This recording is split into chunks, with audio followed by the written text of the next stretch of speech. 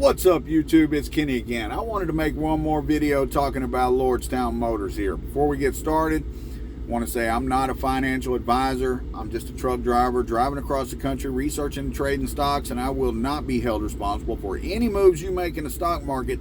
Not ever. I am not your mama, all right? Do your own research, make your own decisions, and take responsibility for those decisions.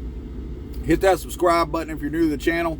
Like the video, leave me a comment below, all right? And join the Patreon. The description's down. The link is down in the description, and that's going to help me build up a retirement. All that money and everything I make from YouTube on both of my channels goes toward my retirement into an M1 finance account, all alone. That's fairly diversified, and it's doing well so far. It's up above 16%, and it's only been going for a few months.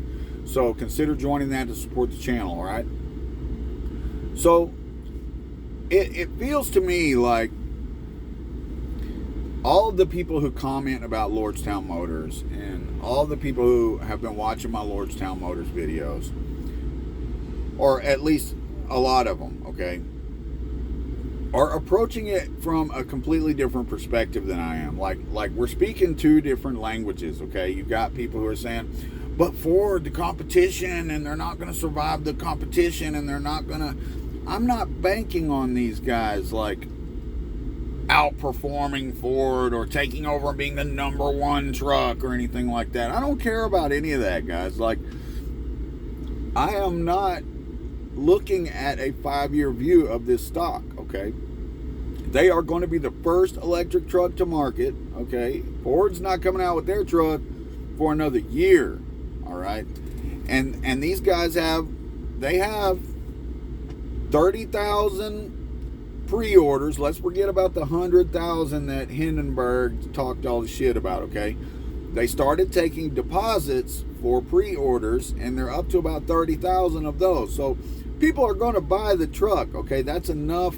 That's enough. If all those orders come through, I don't expect all of them to come through. Okay, but if a good portion of those pre-orders come through, I mean, it's going to keep them busy for a solid year, you know. And I'm not planning on being in this stock for even another year, okay? I'm not taking a long-term view. I've said this many times, and I know there are a lot of you who are new to the channel here. I don't fall in love with these stocks, all right? I'm looking for gains, and then I'm out. Like, you know, Hyliion is a different story, and Enphase is a different story. But when we're talking about Lordstown and OEG, these are stocks that I'm looking to make huge profits in, okay? I bought it this last time because, you know, normally I didn't buy so heavily, and I would buy it and then sell it when it had a little pop or whatever, make little swing trades in it. You know, same thing with the OEG, was a swing trade originally. The reason I bought these stocks this last time and concentrated so heavily is because the market was falling so much. The growth stocks in particular, and these were stocks that are in my list, that are the ones that I have seen do the most, and that I have confidence are going to come back to those levels, okay? Originally, when I was making money on Lordstown, it was like $26 a share, you know? I mean, it was like more than double what it is now. And when I bought it, it had dropped all the way down to $13. You know what I mean? It was in half from where I had been trading it. And OEG too, the first time I bought it, it was $4 and went all the way up over 10. I more than doubled my money in it, okay? And then I saw it drop all the way back down in the 5s, and I bought it again. Now here's what happened though. The growth stocks kept going down. You know, this was like February, March. It was like in March or something where everything was just on the way down, down, down. Well, then that all kept going down. The reason that I positioned myself into these particular stocks and got out of the plays I was in, like ZOM and SENS, which, by the way, dropped way down below where I was in them, trading them. Okay, the reason I positioned myself into these particular stocks while everything was falling is because I felt real confident and still do that they're going to go back up, okay?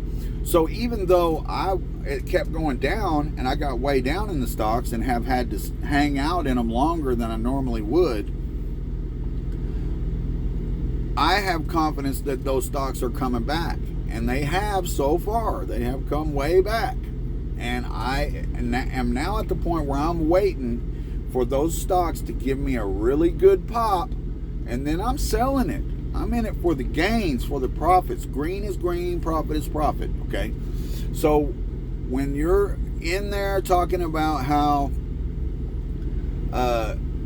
they're not gonna make it a year, and they're not going to be able to compete with Ford and all this stuff, I'm going to be out of it before that even becomes a factor. Like, that's what I think a lot of people are not getting. Like, I'm not in love with these stocks and holding them for 10 years at all. Like, all I need is for news to come out that Lordstown got more funding and a couple of good news stories to come out, and for Lordstown to go up to, I'll sell it before 20. I mean, I think it's going over 20, but I'll probably sell it before that, okay? I'm looking to make, somewhere between $2,500 and $4,000 on my position. If I can make $4,000, that'd be great. But guys, $2,400 is 30% of my entire invested money in my Roth IRA. So, if it goes to like 17, something like that, I made that, and bam, that's it. I'm out. So, at least think of it from the same perspective I'm thinking about it from when you're talking about it on this channel, okay? Stop thinking 5 years out. Like, why do you have to stay in a stock for years? Like, if you can identify stocks that are beat down and low, and they're going to come back, they're going to have that pop, there is lots of money to be made there without waiting 5 years, without waiting a year. And that is my goal in the stock market. Big gains in short time frames, not slow over the next 10 years. Like, I'm not interested in that perspective on the stock market at all. Like, even with Hyliion, I'm not in Hyliion to just wait for a pop and sell it. But in the Roth IRA, those shares, if I get a big pop, I'm selling it. Okay, in Hyliion too. But with Hyliion, I've got positions in both of the other accounts that are not meant to wait for a pop and sell. Like, some of you who are new and some of you who may not have paid attention might not know that my Roth IRA, where the bulk of my money is, that is for short-term trading, swing trading, and, maybe mid-term swing trades. And, the only reason I've been in a lot of these stocks so long is because of this pullback in February, all right? But the largest portion of my money is meant to try to capture shorter-term gains to try to build that quickly. Now, the cash account in Webull, which is a smaller account, so I got about $2,000 in it right now, okay? I'm still continually adding to it. The Webull cash account, that one is the one where I'm looking at longer term holds, okay? And even those, the OEG and the Ride in there, the OEG and the Lordstown in there, I will probably sell if I get a really good pop. It was a mistake that I made because I didn't want to pay the taxes in it before, so some of the things that were up like over 100%, I didn't sell. I won't make that mistake again, okay? But in general, the cash account is for longer term holds, all right? And then the M1 Finance is more diversified, and it is a longer term view, okay? So it's the Roth IRA that we're mostly talking about on this channel. And I'm not looking at 5-year outlooks. Like, I'm trying to make money in months, not years, okay, in that account. And that's why I take these risks. And let's talk a little bit about what I do think will probably happen long-term with Lordstown Motors, okay? Because I don't think that they're going to go bankrupt and go out of business, obviously, from my videos, okay? But what I do think could happen is I think that over the next, say, year to 2 years, GM could buy them, I mean, GM, that plant was GM's. Here's the thing that Lordstown, Ohio, like that plant is a big employer in that area. Okay, and when GM closed the plant, it really hurt the local economy. People, generations had come up working in that plant. And so there's a big contingent of people there who want Lordstown to succeed.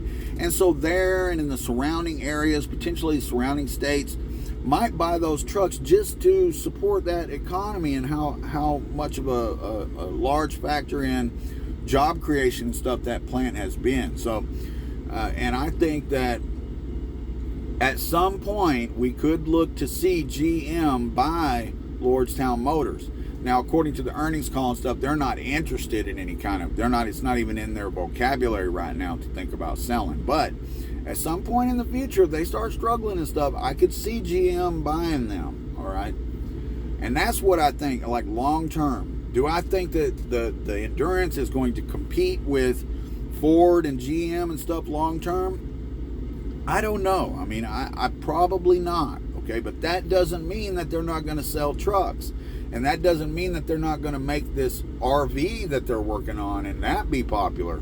They would be the only one in that space that I'm aware of. So, I think that there is long-term prospects in Lordstown Motors, even if they were to get bought out by GM.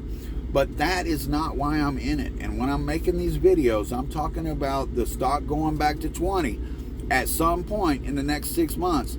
I'm not saying it's going to stay there. I'm not saying that they're going to eclipse Ford and GM or that they're going to be the leader in pickup trucks, or I'm not saying any of that stuff. I'm saying that the stock is going back to 20 sometime in the next 6 months. That's what I'm saying. And sometime before it hits 20, I'm going to sell it and make a shit ton of money. Mark my words. So that I just wanted to get that out there and really show what my perspective is, where I'm coming from on this stock, because I think a lot of people are looking a lot further out than I'm looking when they're making all these arguments and stuff, when I don't care about any of that. I don't care if in 2 years Lordstown goes bankrupt. All I care about is sometime in the next 6 months, there's going to be a bunch of news that's going to push this stock back up and get it hyped up. And when that happens, I'm going to cash out and make a fucking huge pile of money. And that's what I'm about, okay? That's what I'm about. No bullshit. If you pay attention to my channel, you know that. That's what I'm about. I'm about trying to quickly build enough money to enact my retirement plan of starting a business and coming off the road and getting to a point in my life where I can retire, I don't care about 10 years down the road. So I appreciate your support. Join the Patreon, support the channel, track my progress. Just keep watching the videos and, track how I'm doing. See how I do with it, And I hope you enjoy the videos. Join the fucking Patreon. Subscribe to the channel. Like and comment. Thanks for watching.